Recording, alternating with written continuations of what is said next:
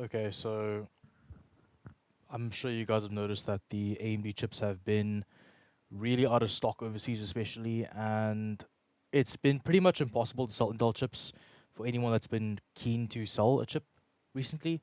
I'm not making this video because I want to sell my chip or because I'm trying to influence the market or influence people's behavior, because honestly, I'm not going to have enough views regardless to even make a dent in that. So that's not why I'm making this video.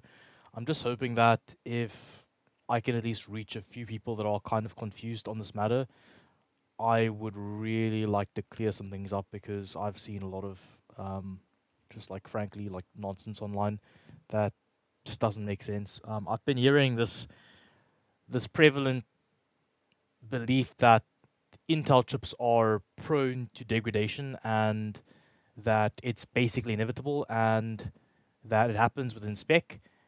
And I've even heard like even more egregious claims is like Intel's chips are going to be like done as soon as the warranty's expired. Like these chips are all doomed, and I'm just kind of shocked at how stupid these statements are. Like it's like ridiculous. Like it's becoming a bit absurd.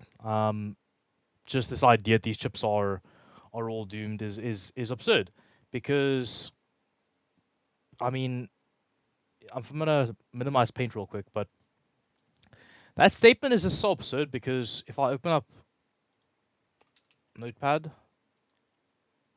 okay, so let's take Dane's chip. So I've got a i9 39er, okay, factory spec,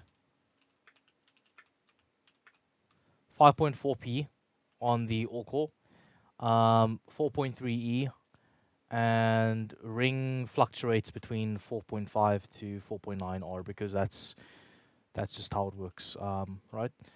Let's say 5.0, because I think that the target is up to 5.0. This is all core, so let's say for the ring all core we'll do 4.5, because that's actually what the ring does under all core load, right? And stock ACLL is going to equal to 1.1 milliohm, right? So that's stock ACLL, and power limits are going to be limits. Well, let's say PL1. We're looking at 125 watts, and PL2 equals 253 watts, and ICC max is going to be in the region of 307 amps. Alright, so my chip at the moment is able to run current operation. Going to say 5.5p all core in gaming loads, right, albeit so in gaming loads, not quite in like workstation loads, but in gaming loads. 4.5R is my all core target on the ring. That's fine. And then ACLL, right now I'm running 0.15. 0.10 was fine for a lot of apps, but I found that Counter-Strike 2 was having some like very minor like weirdness, so I went up to 0.15, and that's been a bit more smooth. So 0.15, maybe I might do 0.2 in the future, but between 0.15 and 0.2 should be good for my chip right now. But as you can see, the stock is 1.1, so I'm like just I'm literally galaxies away from stock. PL1 I'm running is 253 watts, because most motherboards just set this to 253 watts, because frankly, if you try and run the chip at anything less than 253 PL1 and you're going to go play games, if a game draws 200 watts, like you're going to have some problems performance. So, and I don't really have a problem with PL1 matching PL2 anyway, so that's whatever.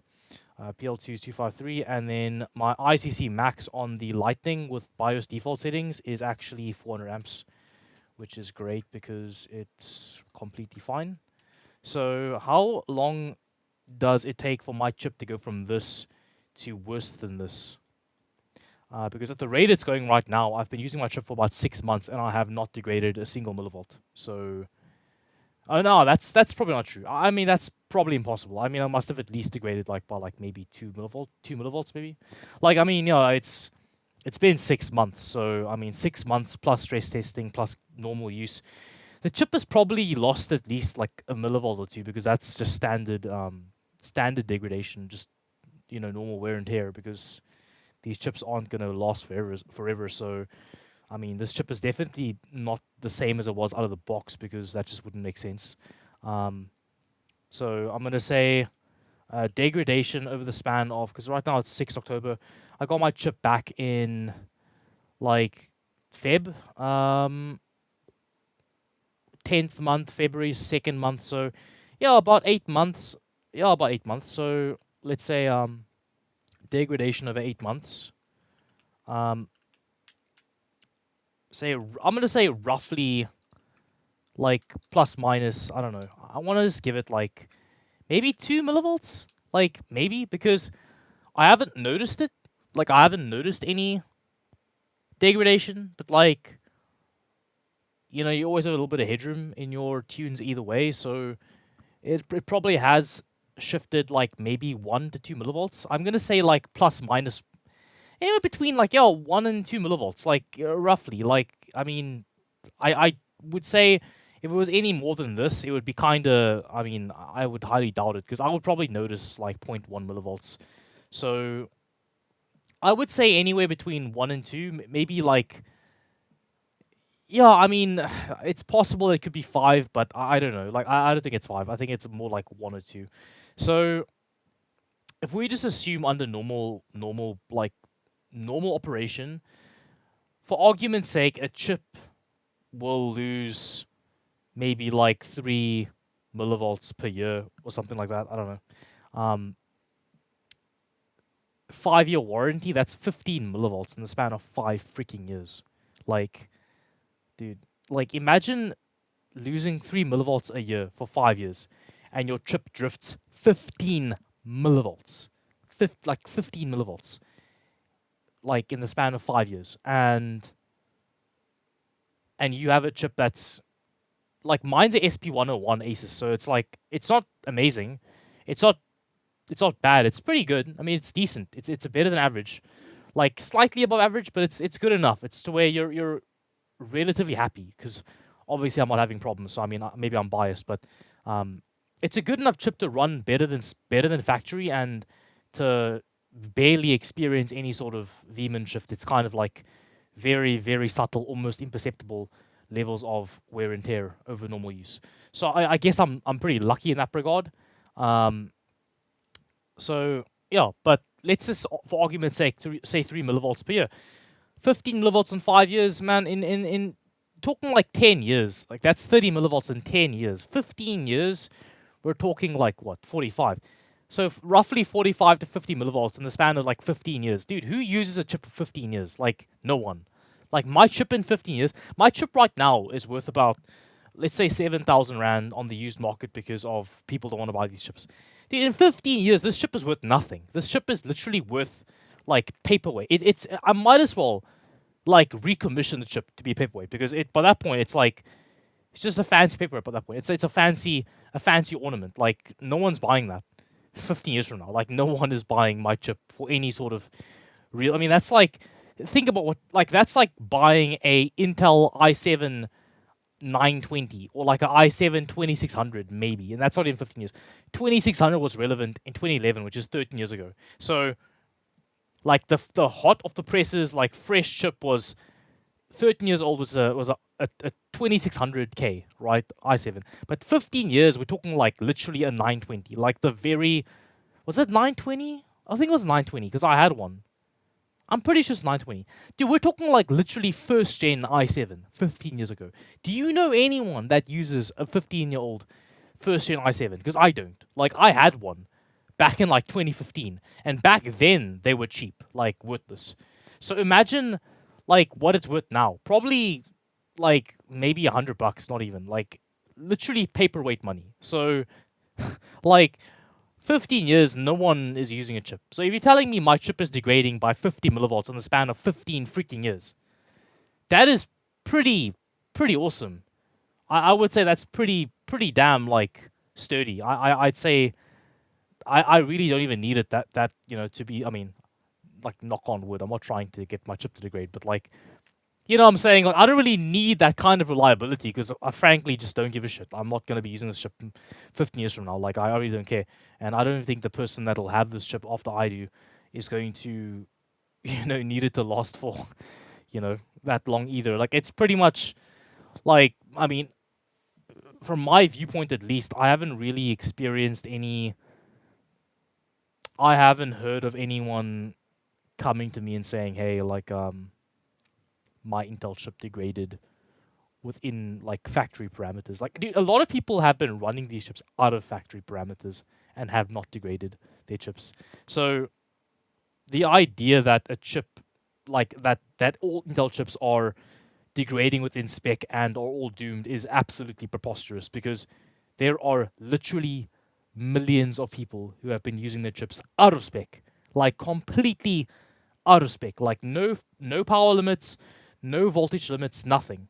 Millions that don't have issues.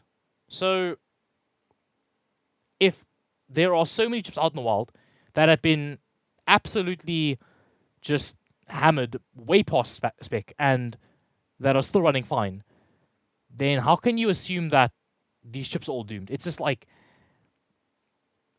it just doesn't make sense. I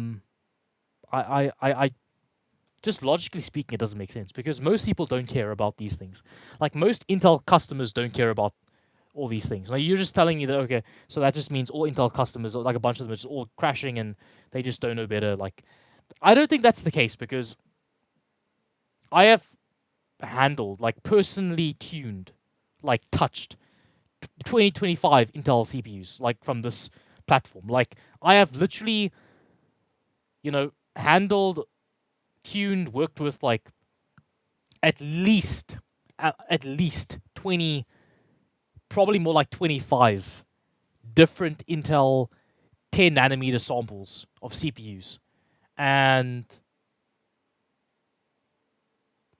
I've come across one chip that was degraded, and that was because the person that owned that chip didn't know about the issues, and they had been running their 4900K for however long months, with like the earliest BIOS revision on their Z790. No, it was a Z690. It was a Z690. It was a Z690 Edge that they were running a 1400K with an early revision, 14th gen supporting BIOS, I believe it was, and that chip just kind of got torn apart. And yeah, that's it is what it is.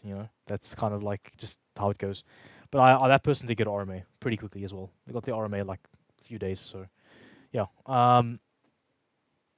that's literally one person that I've come across of all the chips I've handled. Oh yeah, and then my first 1290K that degraded by like a few millivolts, maybe like 3 or 4 millivolts, 5 millivolts, maybe. I'd say 5 millivolts. Let's say 5 millivolts. That chip degraded by like 5 millivolts because I just did some idiotic testing in the middle of summer and it was crazy warm that day. I have no idea what I was thinking. I was just trying some stupid shit, and yeah, that chip kind of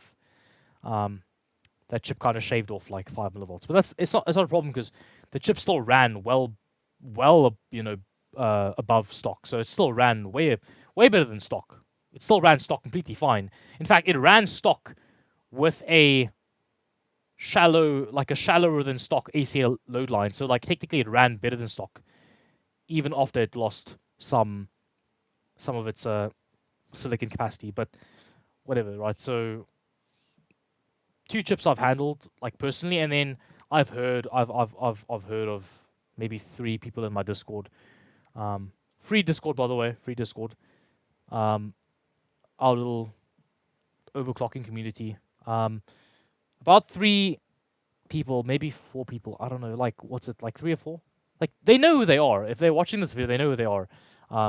Because we've chatted about it on my Discord, and yeah, no, absolutely no one like came and said that it's Intel's fault. No, that was all like people were just taking the testing into their own hands. They were just like, okay, screw it, like whatever. People were the sort of stuff some of my Discord members do, like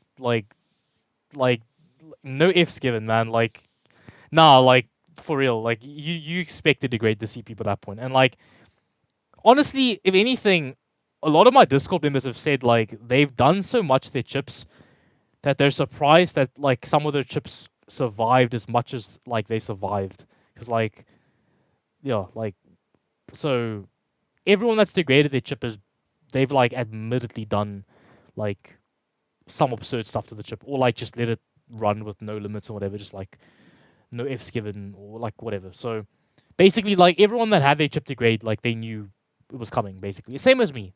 My first 1200K, when I degraded, I think like a voice in the back of my head was telling me, dude, if you keep doing this shit, like you're gonna, it's coming for you. Like it's gonna happen, and eventually one day just happened. I was like, oh, okay, whatever. Like learn from mistakes.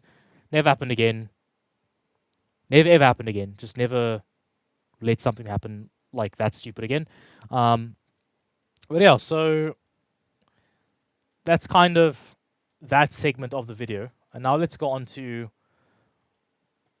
what you might be experiencing as a let's say like you know like a novice PC builder who thinks that their chip is broken or whatever, right? Okay, so let's say you have this out of memory issue because it's quite prevalent, right? So this issue, um, right? So let me erase this because I just made a mess. This is the eraser. Oh, it's erasing the black part. Check this. This is crazy. What the hell? That's so stupid. Anyway, okay, so let's out of memory, right? So let's go to this first of all because this is the most likely option. And the reason why out of memory more than likely is related to incompatible ACLL is I'm going to show you something. This is MSI light load. Now, I believe on certain BIOSes it's different, but I think MSI light load.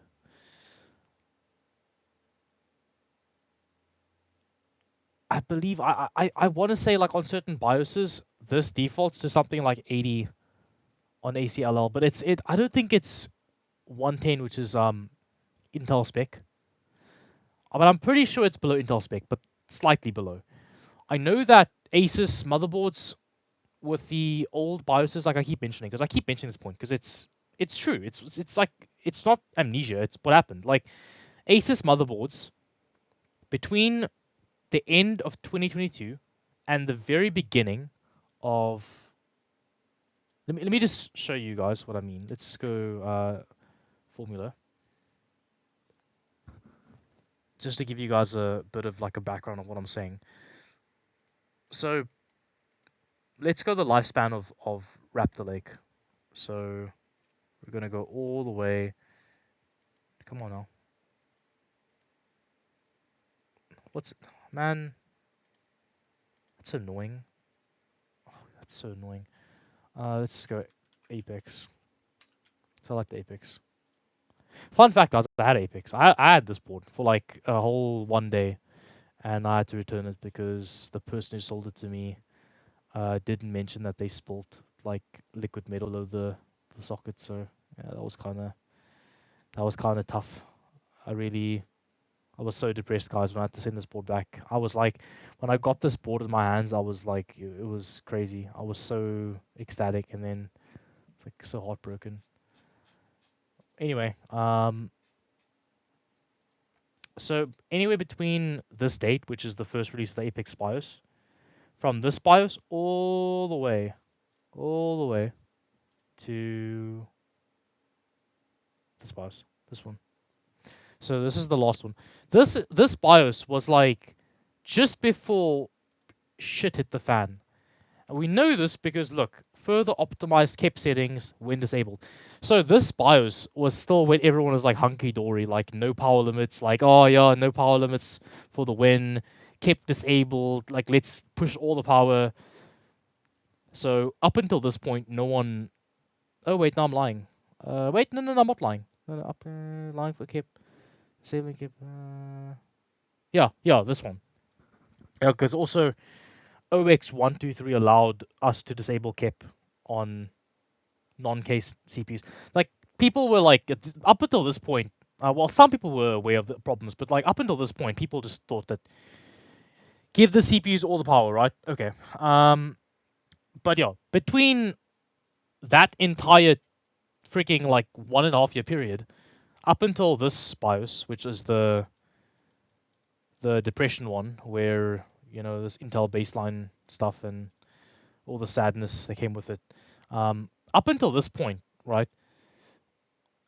ASUS used an auto SVID profile called trained, but trained would match your cooler performance, and then it would like you would have the option to like decide how the cooler measurements were taken, and I believe depending on how good your cooler performance was, plus how good the board is reading your SP, so like your SP table. Now, I haven't owned a setup that could take advantage of the cream of the crop sort of value. So, like a direct die setup with custom cooling and like a Mora 420, plus like a crazy bin SP like 115 or something, i9 3900K. So, I wouldn't know what the cream of the crop looked like, but I would imagine if the algorithm detected that you had cream of the crop cooling and you had like a best case scenario CPU, it would the trained SVID profile would select an AC load line value more like best case scenario or best case scenario, because best case scenario is ASUS's best AC load line preset, right?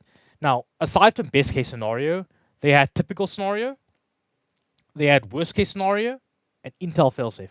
Intel failsafe was 1.1 milliohm AC load line, and I believe best case scenario might have been 0.01, which is literally the best case scenario, which is when you have cream of the crop cooling, cream of the crop CPU. Most CPUs will not run best case scenario. It just most people's setups will not run best case scenario. That's fine because it's crazy hard. A lot of setups will run typical scenario, and typical scenario is what my chip could do. In fact, it could technically run a bit better than typical scenario. So, but with my cooling setup, which is a normal, I've always owned 360s. I've always owned 360mm AIOs my entire time with Raptor Lake, and both of my i9s were sort of mediocre samples. So for that reason, both times I interacted with the ASUS BIOSes with i9 3900Ks, the BIOS, the trained SVID profile would select the AC load line value that correlated with typical scenario. Because, and also I could prove this because typical scenario and trained had the same AC load line operating parameters because it was picking the typical value for my AC load line. So anyway, what this means is that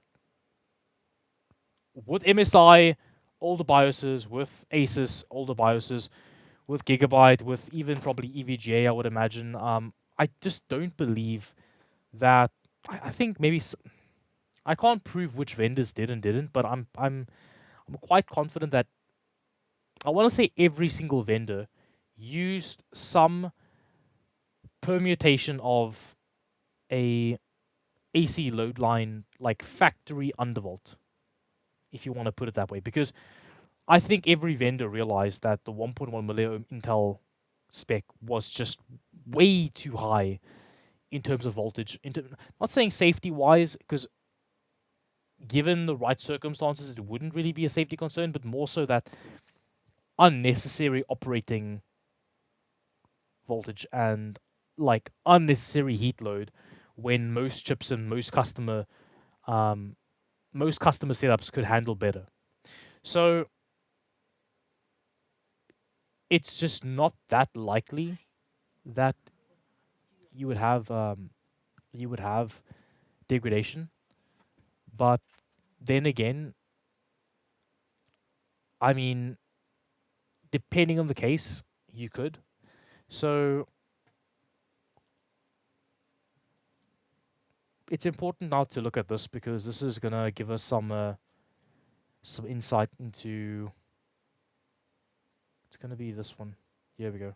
Now this is important because what this tells us is that somewhere during the production of Intel 13th Gen, Intel realized that there was something affecting the maybe like the quality of the silicon yield. So I wouldn't even necessarily say like this was a manufacturing issue because I mean what Intel are basically saying here is that during their entire like span of making 10 nanometer CPUs, which started like in 2021, that they had had a manufacturing issue. Now, maybe I'm wrong. Maybe it only started. Maybe there was like a period where they were making 13th gen chips that this issue was present. Whatever. The reason why I don't really buy into that is because I myself owned a very early revision 13900K. I owned an early revision 13700K. I know many people who owned early 13th gen chips, and again, like I just don't recall there being anything wrong with our chips, like at all. I don't recall there being.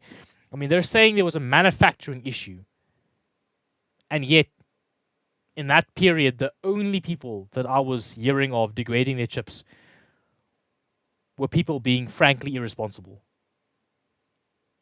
So that's just kind of the thing. What this also means is that during 13th gen, there was a period where their silicon became like really, really strong. So if you have a later revision 13900K or you have a 1400K, pretty much any 1400K, what it means is that your silicon is really strong. Apparently, right? Because they're saying that there was a manufacturing problem. And so if you technically speaking, if you have a CPU made outside of the manufacturing issue dates, like the issue period, you have really strong silicon. So whenever I see these like 1.5 volt 14900Ks and stuff, the thing you have to realize is the guys, the 13900K and 14900K, the silicon itself is not like super different. Like the 14th gen chips aren't really that much better than 13th gen chips. Like they don't really run, like they're not really spec that much higher. So a lot of what you're getting performance wise and in terms of just like core clocks and stuff is literally just it's an elevated VF curve. So it's a higher core clock target, but running more voltage. It's not like a pure efficiency bump. It's not like, let's say my chip was targeting 5.5 in game at 1.3 volts. Now that means your 14900K runs 5.7 at 1.3 volts. And that's the case. To run 5.7, your chip would run more like 1.4 volts, right? So it's not a one-to-one generational uplift in silicon quality. It's more like the silicon itself has improved and they've pushed the VF targets up. Obviously, the 14900Ks are slightly better, and they do scale slightly more. Also, because look, silicon isn't that simple. So the average 13900K you can't just scale the average i9 13900K to 5.7 gigahertz. Like some chips just straight up won't even run 5.7 in heavy loads. So, like my chip, if I try and run 5.7 in a game, even if I try to match a 14900K's VF curve, my chip might not even scale to 5.7 and maintain stability in a heavy load, even with enough voltage. It just might not even do it because the silicon itself might not be able to scale that high. So it's not just a matter of the quality; it's also the scaling. The 14900K silicon can scale to the Intel specified targets, which is actually 5.6, but I mean 5.7 is what the vendors spec in the BIOS or whatever. But technically 5.6, but whatever. So Yeah.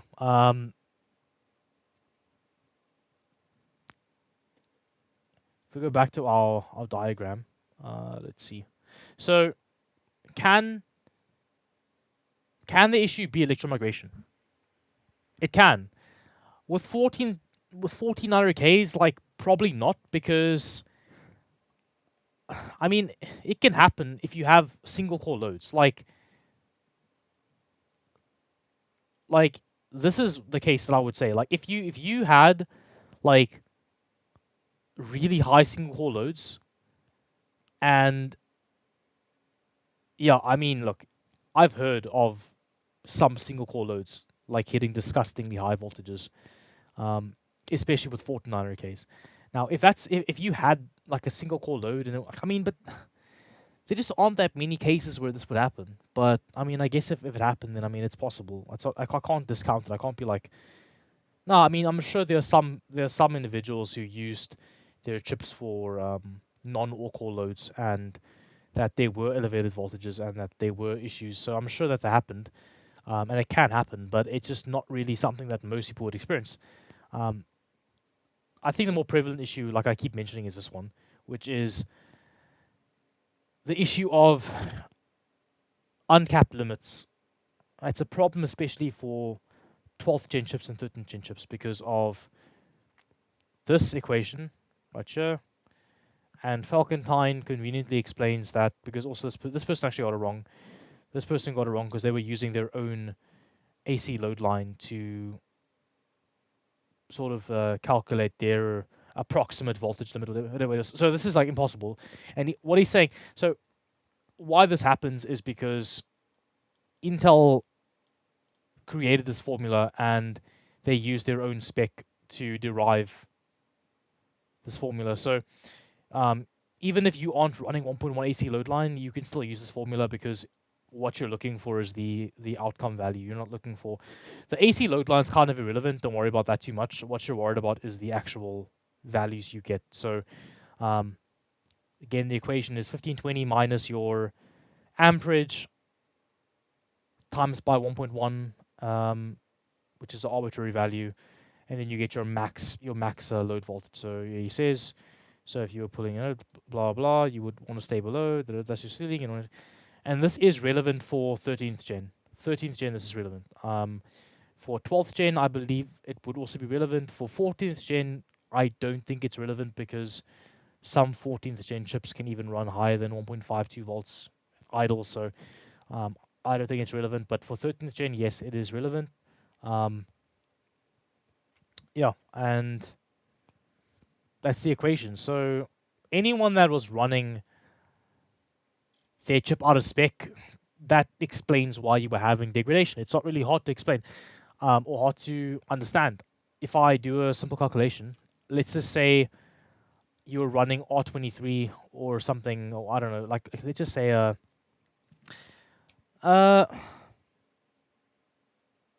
okay, 5.5. A lot of chips required about 1. I want to say 1.25 die cents, maybe 1.3 die cents, maybe 1.3. So let's say a 3900K that was running some arbitrary like shader compilation load, which was like 280 amps, 290 amps, something like that. Okay, let's say 1520 minus 1.1 times by 290. That would give you, so that's 1520, guys, right? 1520 minus 1.1 multiplied by 290 amp load, which is like shader compilation or something like that, right? Maybe I don't know, R23 with no power limits. 1.2 die cents. A lot of chips are running more than that to hit 5.5. So now you understand why it's a problem. Like if your chip for any prolonged period had to run a load that was just 290 amps, just 290 amps, guys, 290 amps on a 3900K, 1.2 die cents is your max load, and 1.2 times 290 would equate to roughly 350 watts. So you'd be well out of spec. Now, yeah, I mean, it's like that's pretty devastating, right? I mean, pretty devastating. And if you keep in mind that the actual current limits are 307 under the like the performance profile, you only get 1.18 volts of max load voltage sustained die sense. This is heavy load, and that's gonna equal to like 360 watts. I mean, that's technically out of spec, but like I mean, it's high. It's very high. It's very high, but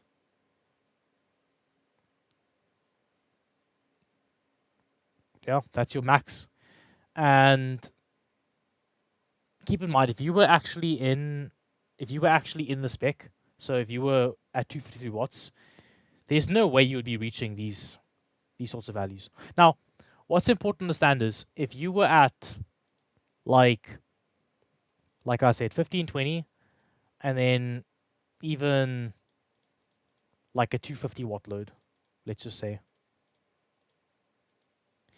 like you're still if you're hitting 5.5 your target all core on the i9, and it's like 1.3 volts die sense to hit 5.5 in that application to run 5.5, you're literally above spec because your max volt is 1.25. So I think a lot of individuals just weren't aware that they were above spec, because spec is actually surprisingly low for the 13 gen CPUs. Like you aren't really like you aren't that far from reaching spec under the right circumstances, because like I said, like not everyone's CPU is targeting 5.5 at like 1.2 volts. That's just not realistic. 1.2 volts die sense is not that much. So in a lot of applications, a lot of people's i9s aren't hitting 5.5 stock at 1.2 volts die sense. A lot of them are hitting 5.5 at like 1.25 at least, 1.3, 1.35 even to hit 5.5 all core. So yeah, I mean, just think about it. Like, are you like 250 amps is not that much. Like, that's not that much. That's like what Y Cruncher maybe. VT3, not even like like VT3 might be like 250 amps. So, um, yeah, if you hit VT3 above 1.25 volts and 250 amps, your chip is degrading literally. Like if you at 1.27 volts, if you're 1.28 volts, it's not that high, but it's like that's degradation. So, um, yeah, and I mean, if like let's say this is your limit, so 1.245 is your limit. Um, you can 1.245 multiplied by 250. Technically, you still have like a power limit of like 311. You can still like run this safely. You can still run 1.245 safely at 250 amps with like a lot of power draw. But this power draw is above spec. So imagine if you abided by spec at 253 watts, like there's absolutely like almost no way you would be hitting degradation, because the 253 watt spec would actually keep you very safe. Obviously, that isn't the case when you're running like a 4-core load, because now if you're drawing 250 watts with 4 cores, then yes, your load voltage could be bloody freaking high, and then on those cores that are running the load, you're gonna have problems, because you could absolutely degrade those chips with if you're running a sufficient amount of current, hitting 250 amps on 4 cores, then yes, of course, with the right amount of voltage, it could be like as high as 1.38 volts or something stupid like that. Then you could be degrading, of course. That is a TVB problem. That is a microcode problem. That is Intel's fault. So that is not vendor's fault. That is Intel's fault for allowing stupid scenarios like that to occur. That is Intel's fault for not making the chips smarter to program them better. Because that is an oversight. If that was in fact occurring, then yes, that is a big oversight. That is really stupid. It's a really stupid way to have a chip degrade. But so Application error, same thing as this. Now, these are all pretty much the same umbrella. Like these are all the same things. Like this, they're all the same thing. Um,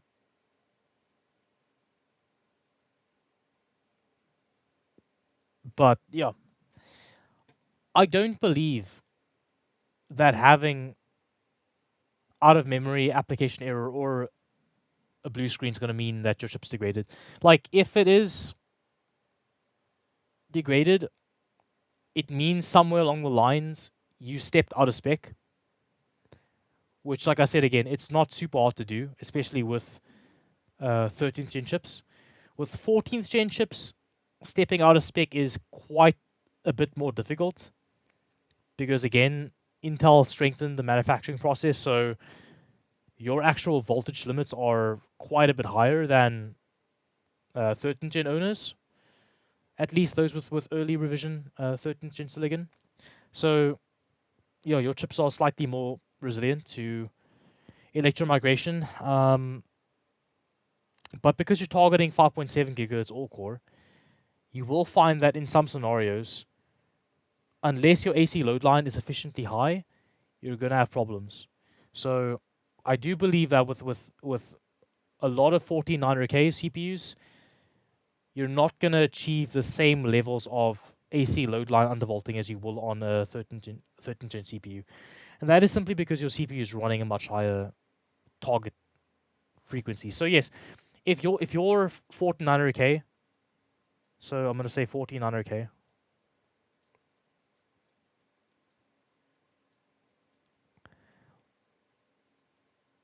it's mainly this. Now it's getting convoluted.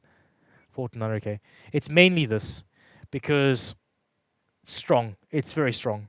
Like electromigration can happen, but it's like I mean with 14th gen chips, man. Like how are you going to degrade the CPU with electromigration? I mean, unless you we didn't have the equation, so I mean I'm not even sure what the equation looks like, but I would imagine it's somewhat higher than the 13th gen one. So it's probably something that you're not even going to achieve. Like you're really going to have to punish the chip to get it to degrade. Um, with the 3900K, that's where it gets tricky. I would say you maybe had 13.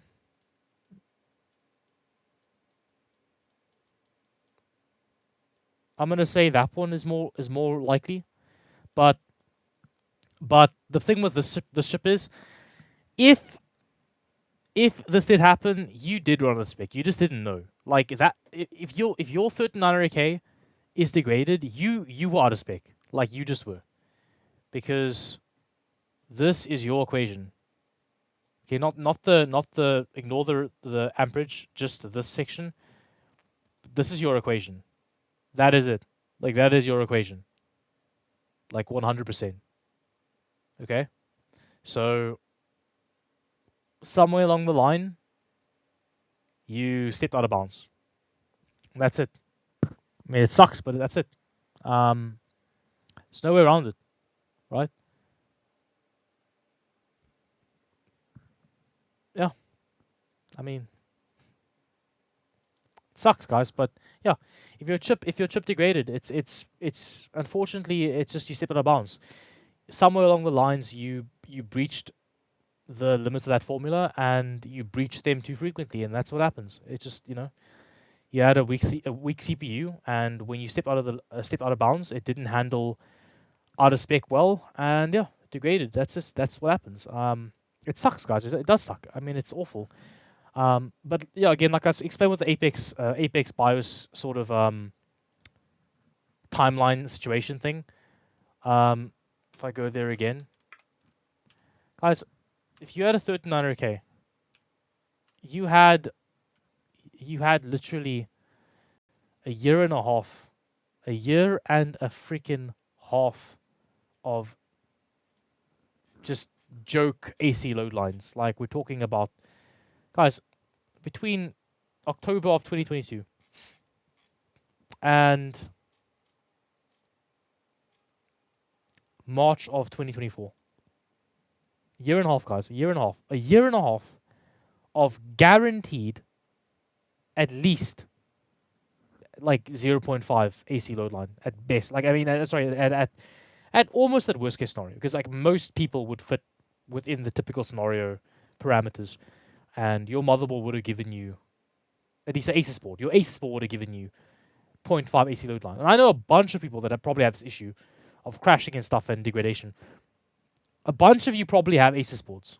So keep in mind, if you owned an ASUS board between that period, you unequivocally had at the very worst like 0.5 AC load line.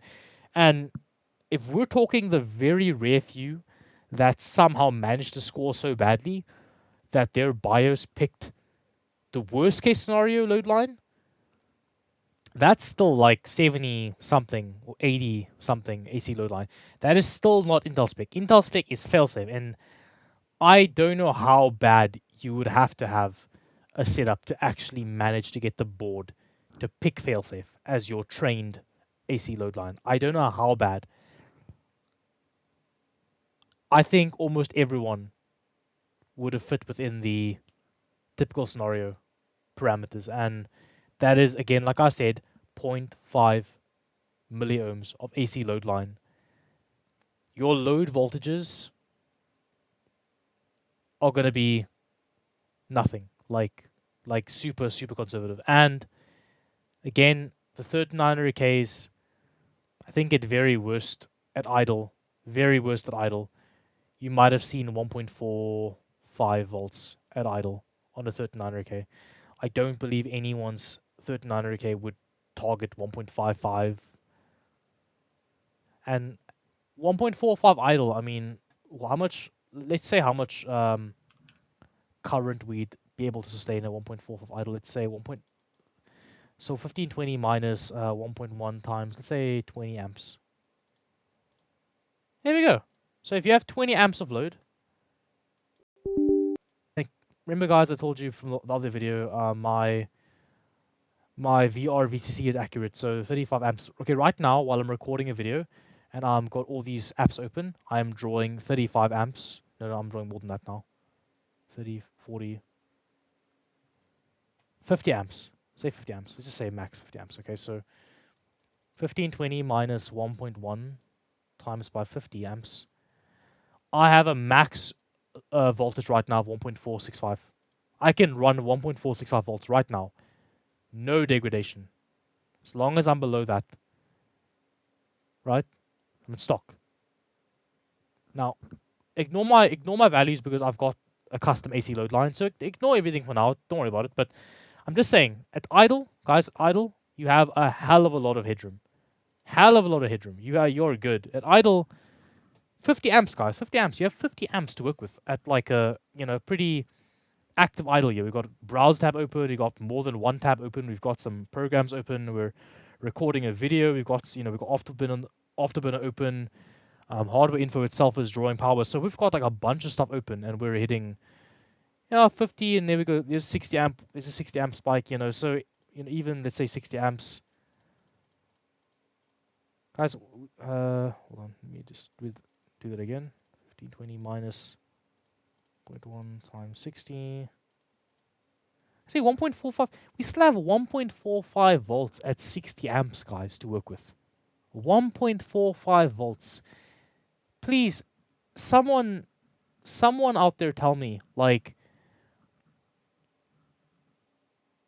I mean, if you have up to 1.45 volts to work with 60 amps of load, that is a more than sufficient idle spec parameter. I mean, you have a lot of headroom there. And arguably most chips are gonna droop anyway, because obviously 60 amps is still a load. So it means you're gonna have V droop. So most chips are gonna droop. So I mean, where the hell are you going? Like, I mean, how was your i9 3900K hitting dangerous voltages at idle? How is that happening? But again, we have those individuals running 4-core workloads and things like that, you're going to run into issues. Because now, if you got a 4-core workload and it's drawing like, 100 amps,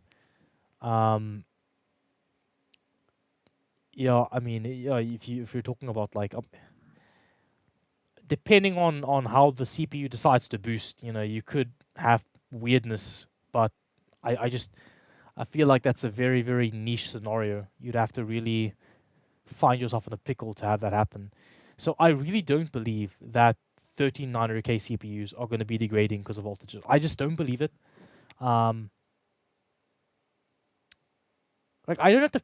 There's not much I have to do to prove it because again, like let's say 100 amp workload, 100 amps. You have 1.4 volts at 100 amps, guys, to work with.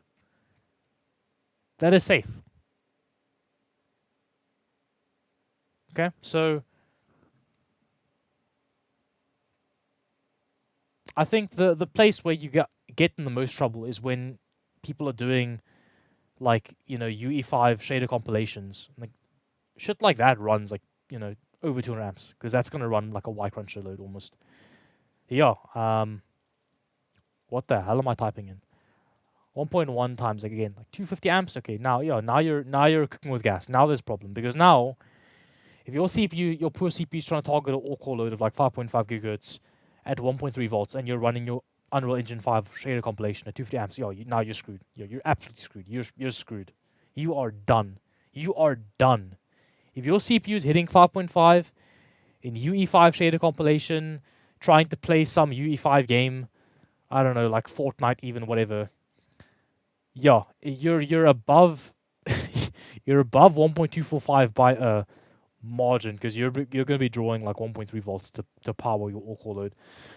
Yeah, you're going to be in trouble. You are going to be in trouble in certain scenarios, and that's when you're going to have degradation happening. That's when the electron migration comes for you. It's not at idle. It's not at idle because guys, again, like look at these calculations, guys. Like this is all you have to see. Like, it doesn't matter what my AC load line is. It doesn't matter what your AC load. It doesn't matter any of that crap. It's like if you had a 3900K, that's your equation. That's your equation. And 50 amps idle, 50 amps light load, 60 amps light load, 100 amps light load, you're still above 1.4 operational and you're still fine. So the issue really happens when you're at these high current loads and then your CPU to maintain its 5.5 is running like 1.3 volts. Even 1.26 volts, man. To get your 5.5, even 1.26 volts and you're degrading. Isn't that just sad? Isn't that just sad? Right? So if you had a 3900K, my money says that you did some sort of application that required a load voltage for your 5.5 all core that was like just fractionally too high, and you were in degradation territory. And then with the 4900K, honestly, guys, I think unless you're running some absurd loads, I really believe this CPU is mainly plagued by incompatible AC load line because, dude, they hit 5.7. Like, dude, you're not going to be hitting that at like a